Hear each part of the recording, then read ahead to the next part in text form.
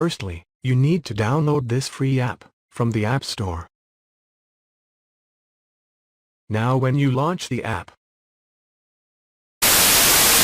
I'm going to go ahead and show you what all these buttons and everything does. So I'm going to go to the main menu here, the main workstation, and I'm going to basically click this button on the left side of the screen. So it's got a bunch of bars next to a bunch of squares. And now it turned into piano. You see it right there. This is our main workstation, our work area right here. It's basically kind of got the same design as GarageBand for desktop, except it's a mobile version. So we'll start from the top left and then go all the way to the right so you guys can see everything that's in there. So the top left, we have a down button right here. If you select that, that basically goes back to all of your pre-saved songs, the songs, your projects, everything that you have already saved. Once you click that button, if you have already started making a track, once you click the My Songs, it'll automatically save. So that is how you save your tracks on GarageBand. You don't have to click a save button or anything like that.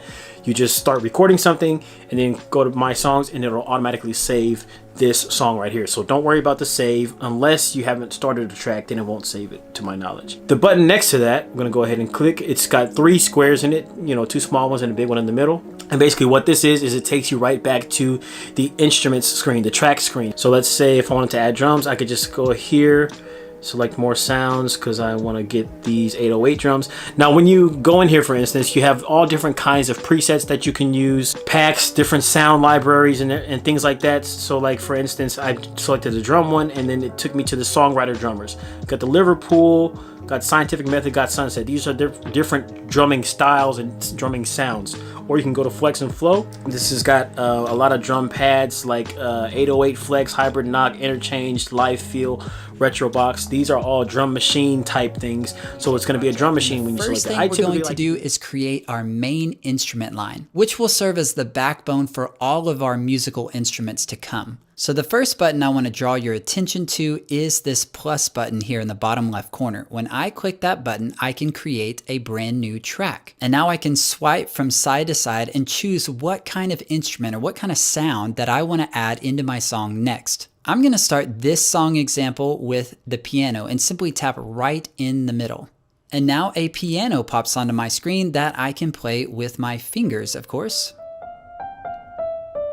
And here within this piano, there are a lot of tools that are really cool, but the main one that I want to show you is this little button right here, which offers these chords for me that I can simply play by the touch of my hand.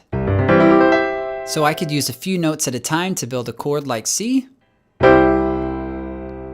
or F, or G, or A minor.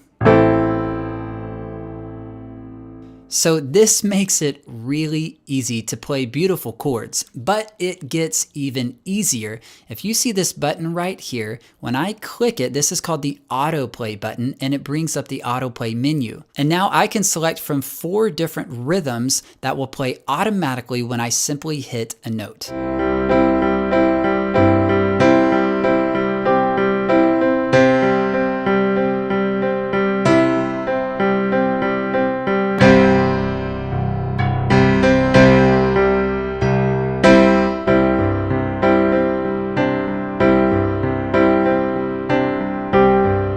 So you get the idea. This is an incredibly powerful tool, and it makes it really easy for those of you who don't play instruments to add a piano into your song. So I'm actually going to record my main instrument using this autoplay feature. And when I'm ready to record, all I have to do is hit the red record button. I show how you can play GarageBand's touch instruments in an unconventional way in GarageBand's interesting instrument inputs. Okay, this one is really simple. In GarageBand for iOS's sound browser, you'll want to completely ignore the touch instrument whose sound you want to recreate. Instead, navigate to the keyboard touch instrument. Tap on the More icon in the bottom right of the keyboard icon to open this menu. From here, scroll down to Other. In this menu, you'll find all of GarageBand for iOS's available touch instruments. Only when you select one, it will open in keyboard format instead of that particular instrument's usual interface.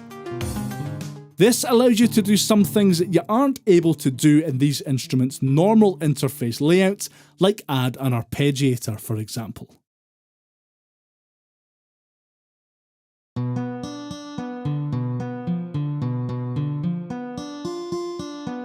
What we're going to do today is we're going to use audio recorder.